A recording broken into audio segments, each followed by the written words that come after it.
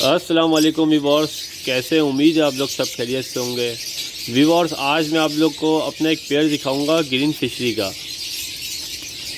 जैसा कि आप लोग देख रहे हैं, ये पेयर है ग्रीन फिशरी का। अल्हम्दुलिल्लाह मेरे पास ये 5 साल से ब्रीड कर रहा है, ठीक है।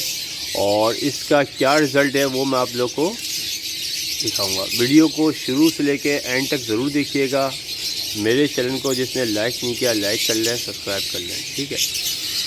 तो ये ग्रीन फिशर है, ग्रीन फिशरी है, टॉप मार्किंग में अल्हम्दुलिल्लाह ये माशाल्लाह पेयर है। और इसके ये 2 देख सकते हैं स्टिक पे बैठे हुए, ये इनके बच्चे हैं। ये पेयर की खासियत ये है, 5 साल पहले मैंने इसको लोटिनो फिशरी रेड आइज से स्प्लिट करवाया था इनके माँ बाप को। तो उससे सारे बच्चे जो मेरे पास आए थे वो कॉमन ग्रीन फिशर आए थे। और तकरीबन और इसके बाकी जो मतलब जो है बच्चे जो हैं ये कॉमन ग्रीन फिशर है, क्योंकि स्प्लिट ब्लू नहीं है। स्प्लिट इनो था नहीं, तो कॉमन वाइल्ड ग्रीन फिशर था।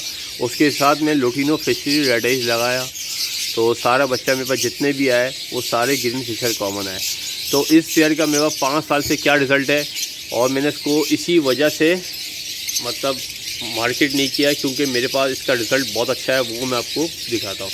तो अल्हम्दुलिल्लाह ये 2 बच्चे जो आप देख रहे हैं ये इन्हीं के ही हैं। और 2 बच्चे जो हैं वो थोड़े छोटे हैं, वो मटकी के अंदर है, वो भी आपको दिखाता हूँ।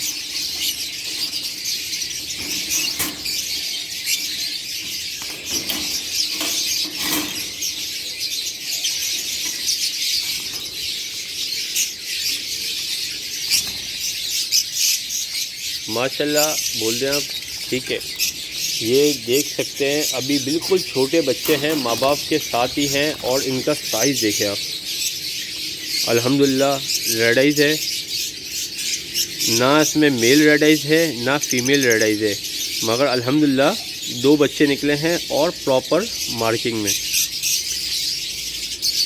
अभी ये सेल्फ भी नहीं हुआ, छोटा बच्चा है 2 महीने के अंदर। उसका माशाल्लाह साइज़ देखें आप। और इसी तरीके से प्रॉपर मार्किंग में। और इसी तरीके से एक और बच्चा है, ये भी छोटा है, सेल्फ नहीं हुआ अभी, माँ बाप के साथ ही है, माँ बाप भी खिला रहे हैं। मेरा एक एक्सपीरियंस आईडी के मुताबिक जो आ रहा है, ये मेल आता है वो फीमेल आती है। और इसी तरीके से ग्रीन फिशर में भी जो है एक मेल है और एक फ़ीमेल है। बाकी अल्लाह को पता है कि क्या चीज़ है दोनों, मगर अभी फ़िलहाल डीएनए पे ना मैंने भेजा है ना मैंने करवाया। मगर एक एक्सपीरियंस से बोल रहा हूँ, क्योंकि इसने इस बार 4 अंडे दिए थे, 4 के 4 फर्टाइल किए थे। ये पेयर मैंने यहाँ पे लगाया नहीं है, मेरा कॉलोनी में पेयर पड़ा हुआ था। और इसके अल्हम्दुलिल्लाह बच्चे जो हैं निकल गए। अब ये बॉक्स से बाहर आना शुरू हो गए थे, तो मैंने इस लिहाज से इनको यहाँ पर ले आया हूँ, सेपरेट थोड़ा कर दिया है। क्योंकि ऐसा होता है, फिशर जो है कॉलोनी में रहते हैं। अब जिस तरीके से लोटिनो फिशरी रेड आइज के बच्चे आ रहे हैं, तो वो ये क्या करेंगे, इनको जिस तरीके से बॉक्स से बाहर निकलेंगे तो इनको मारते हैं। तो ये बच्चे तो माशाल्लाह मेरे पास मतलब ये है कि अगर मैं इनकी पेयरिंग सेम भी करता हूँ तो मेरे पास रिज़ल्ट जो आता है बहुत अच्छा रिज़ल्ट आता है। और बच्चे जो हैं वो जब अंडे देते हैं 5-5, 6-6 अंडे फर्टाइल करते हैं। और अल्हम्दुलिल्लाह उनमें से बच्चे भी निकलते हैं और बच्चे सरवाइव भी होते हैं। तो ये मेरी जो है बेसिकली इस तरीके का जो पेयर बनाने का मकसद ये था, जो मेरे पास ब्लड लाइन है, ब्लड जो मतलब चेंज हो जाता है और ये स्ट्रॉन्ग ब्लड होता है। वाइल्ड ग्रीन फिशर से जो होता है आपका बर्ड स्ट्रॉन्ग हो जाएगा। आपके बर्ड में ज़्यादातर ये इशू आता है कि रेड आइज के बच्चे मर रहे होते हैं, या 1 अंडा 2 अंडा फर्टाइल करते हैं, या बच्चे अंडे में से निकलते भी मर जाते हैं, डेड इन शेल हो जाते हैं, बड़े इशू आते हैं। तो रेड आइज की ब्रीड देखें बहुत कम लोग ले पाते हैं। मगर क्या है, जब आप जिससे ले रहे हैं वो अगर ऐसी वर्किंग कर रहा है, ठीक है, जिस तरीके से मैं वर्किंग करता हूँ, और वो भी बंदा ऐसी वर्किंग कर रहा है, तो इंशाल्लाह आपके पास ऐसा इशू नहीं आएगा।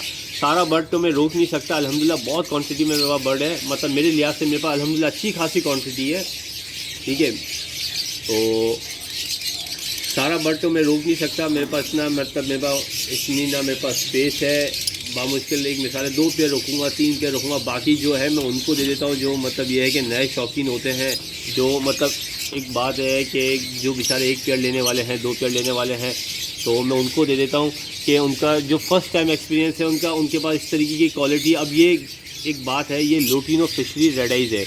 अब जब इनकी सेम पेयरिंग होगी तो कभी भी ग्रीन फिशर बच्चा नहीं आता। मेरे पास तो नहीं आया, सही है, वैसे नहीं आता, कभी भी नहीं आता, ठीक है। Red eyes to red eyes जब लगता है, जब ब्लैक आइज़ बच्चा कभी नहीं आता। अब black eyes to red eyes लगेगा तो आपके पास ब्लैक आइज़ भी आएंगे, अगर और जो ब्लैक आइज़ स्प्लिट होगा तो रेड आइज़ भी आएंगे, वरना ब्लैक आइज़ ज़्यादा आते हैं। तो ये अगर red eyes to red eyes की पेयरिंग में एक मिसाल है कि ये भी किसी को दे रहा हूँ, ठीक है, तो उनके पास क्या रिज़ल्ट होगा, उनके पास जितना भी रिज़ल्ट आएगा अल्हम्दुलिल्लाह ब्लड स्ट्रांग हुआ है, ठीक है, तो उनके पास 5-5, 6 मतलब बच्चों का रिज़ल्ट होगा। फिर क्या होता है, बंदे का शौक़ बढ़ता है, हिम्मत बढ़ती है। अब उसके बाद बेचारे के पास जाता है, रिज़ल्ट नहीं आता तो हर बंदा थोड़ा डिस्टर्ब हो जाता है। तो ये वर्किंग करने का मकसद ये होता है कि आपका बर्ड का ब्लड स्ट्रांग हो, आपके बर्ड की क्वालिटी अच्छी हो। और जो ग्रीन फिशर है ये स्प्लिट इन होगा, ठीक है, पॉसिबल स्प्लिट इन हो, ठीक है, कंफर्म तो नहीं कह सकते। देखो कंफर्म तो इनके माँ बाप है जो red eyes to black eyes से निकले हुए थे। बच्चे क्या हुआ, बच्चे पॉसिबल में आ गए, माँ भी स्प्लिट है, बाप भी स्प्लिट है, बच्चे दोनों पॉसिबल में आ गए।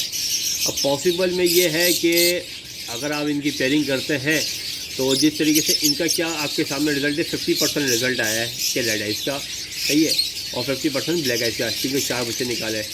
मेरे पास ऐसा हुआ था पिछले सीज़न में, मेरे पास इन्होंने 3 रेड आइज बच्चे निकाले थे और 2 ब्लैक आइज निकाले थे। फिशर है ग्रीन कॉमन, तो ये क्या इनका ब्लड स्ट्रॉन्ग होता है, 5 बच्चे भी सुकून से पालते हैं। तो 3 बच्चे अल्हम्दुलिल्लाह निकालने के बाद पालने के बाद बड़े करे और बच्चे माशाल्लाह स्ट्रॉन्ग थे, उनको मैंने पेयरिंग में लगा दिया। तो क्या है, पिछले साल का जो मेरे पास रिज़ल्ट बहुत एक्सपीरियंस अच्छा हुआ, उससे पिछले साल भी ऐसी माशाल्लाह 5-7 साल, तकरीबन 5 से 6 साल से मेरे पास ब्रीड कर रहे हैं। तो मतलब बात यह है कि काफ़ी लोग ऐसे हैं कि ग्रीन फिशर को ख़त्म कर दिया है क्योंकि इसके रेट काफ़ी डाउन हो गए। ऐसी बात नहीं है, देखिए रेट अगर डाउन हो गया और अपने बर्ड्स को ख़त्म ना करें, अपने बर्ड्स की ब्लड लाइन स्ट्रॉन्ग करें और इनको वर्किंग पे लेके जाए। सारा जो गेम बनता है वो कॉमन ग्रीन फिशर से ही शुरू होता है।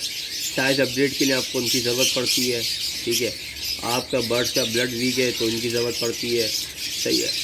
और मिसाल बता रहा हूँ, अगर आपके पास ओपलाइन ग्रीन ओपलाइन यूविंग का मेल है और आप common green fischer top marking में फ़ीमेल डाल देते हैं अच्छे साइज़ में, ठीक है, तो आपके पास बच्चे जो आएंगे वो जितने भी मेल होंगे वो स्प्लिट ओपलाइन होंगे और यूविंग भी आ सकते हैं विजुअल, ठीक है, और आपके पास जितनी भी फीमेल आएंगी वो कंफर्म ओपलाइन होंगी विजुअल में, उनके साइज़ भी अपडेट हो जाएंगे। तो ये वर्किंग होती है जैसे जैसे आप लोग मतलब ये है कि हर बंदा ये सोचता है कि मेरा बर्ड ब्रीड करे और उसके बच्चे निकले और फॉर्म फेल हो जाए।